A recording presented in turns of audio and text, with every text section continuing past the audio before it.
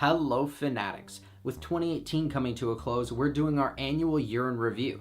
And so we've done our list of the top 5 TV series of 2018. So here's our worst 5 TV series of 2018. Again, this list will be entirely subjective, as it might not be our worst rated shows, but the ones that we went back to and thought in the general grand scope of everything that they were eh. First up are honorable mentions: Disjointed, Orange is the New Black, and Living Biblically. Starting off at number 5, we have a late addition to this, and that is Doctor Who.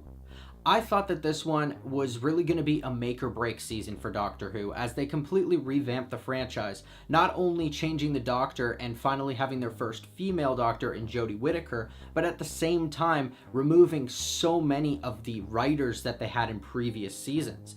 Instead, they decided to go with one veteran writer and a whole bunch of no-name writers who had never done genre writing before, and the result was less than satisfactory.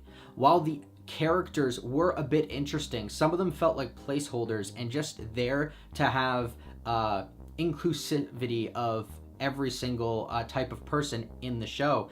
And I found that a lot of the episodes were trying to drive political messages more than anything. They were less focused on sci-fi elements and overarching themes that were relatable to everyone, and focused more on political messages that were directed towards specific groups. And I found that that kind of took me out of the story. On top of that, I found that Jodie Whittaker kind of played the Doctor in a really weird way, because all the Doctors have their own unique traits and mannerisms, and hers seemed to just kind of be an amalgamation of David Tennant and Matt Smith. And then on top of that, it felt like every episode she was changing her morality and her choices and actions towards certain situations. So in one episode, she would completely be on one side of the spectrum, and then the next one she'd be on the other side. And it kind of took out the investability of this Doctor in particular. At number 4, we have Insatiable. Now, it's a little bit crude for me to put this on this list because, to be honest, I only finished half the season, but that's because of how bad it was to me. The fact that it was such a show that focused on fat shaming and bullying, and instead of actually looking at it in a smart way, it decided to look at it in a terrible way and just continually seem to look at bullying and kind of give a positive edge to bullying and fat shaming, because the main character is someone who, after being an above average size, slims down and thinks that the best thing to do there is to get revenge on people that fat shamed her. And I thought that that was just absolutely ridiculous. I mean, yes, those are going to be thoughts that's in someone's head after that sort of thing, but at the same time, like, why would you want to project that onto people who might have those own body issues in life? Like, those people that are dealing with that stuff shouldn't be told, well, the best thing to do is to fight back against people and get revenge against them and do evil things to them like they did on this show. And I think that it was definitely the wrong route to take in telling people what the best thing to do is when you're dealing with this type of stuff. At number 3, we have Ghosted. I really wanted to love this show. I absolutely wanted to, just because the main cast is Craig Robinson and Adam Scott. And I thought, okay, it's going to be a show that's based around paranormal stuff. It's going to be one of the guys from The Office, one of the guys from Parks and Rec. Surely it's got to be shot the same way. But instead of doing the mockumentary style, they decided to throw that out the window and just do the typical single camera comedy. And unfortunately, I think that's where this show falters.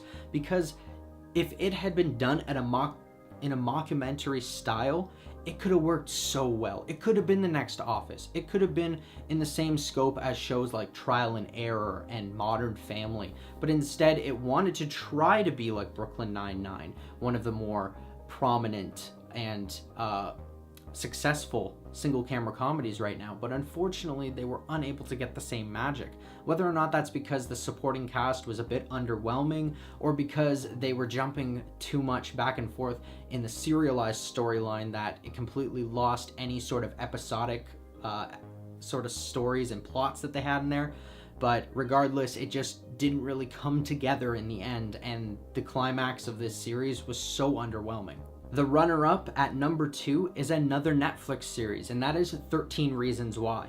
just like Insatiable, it does the same thing and tells people the wrong message for what you should do in these types of situations.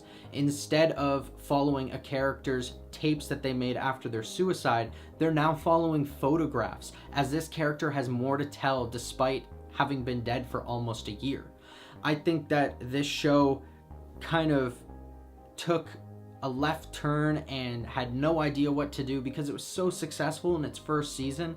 And so it's like, well, we have no more source material, so let's just go off the deep end and figure out what we're gonna do. And the result is just a heaping pile of, well, shit.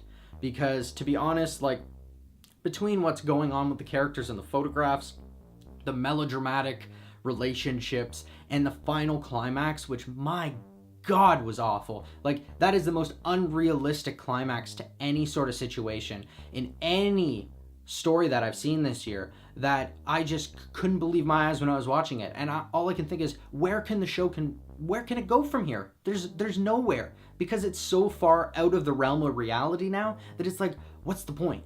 What's the point of watching this show? And on top of that, the fact that this show has influenced people to actually do the type of bullying that has happened in the show in real life shows how bad of a show it is in depicting this stuff. Because not only did it depict it, but it depicted it in a very brutal and violent way. And it gave people who were very influenced by the first season more things to do when they were influenced by the stuff in this one. And our number one of the year. It's surprising that it's here, but I mean, it's been on a downward spiral, and that's The Walking Dead. Oh my God, last season of The Walking Dead was the worst season of any show I saw that year. I mean, let's be real. The entire storyline between Negan and Rick is so overplayed, and the back and forth there. The best episode was probably when Carl dies, and I mean, it sucks to say bye to him, but at the same time, it was the most original and throwback episode that we had in a long time. The constant battle between these kingdoms takes away the fact that there is no Walking Dead anymore. There's not really walkers. It's not about zombies. It's about people trying to survive the apocalypse. And to be honest, that's where the show has to go, because how long can people just live in nomadic societies? They have to settle down. They have to have crops. They have to let the human population thrive and emerge again.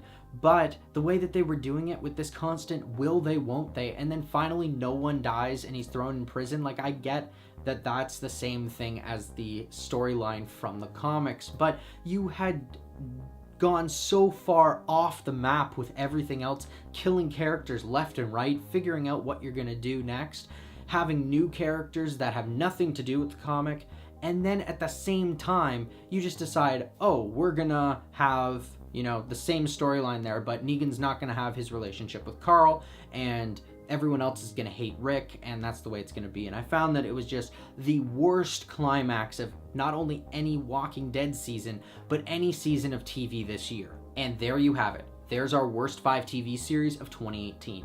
Do you agree or disagree with our list, or think we might have missed one and should have put it on the list? Let us know in the comments below. I'm Dylan Phillips, and thanks for watching. If you liked this video and you want to see more, hit that like button and subscribe to our channel. Check out our latest year in review video, where we recap the top 5 TV series of 2018. Don't forget to follow us on our social media. And until next time, Fanatics, keep it real.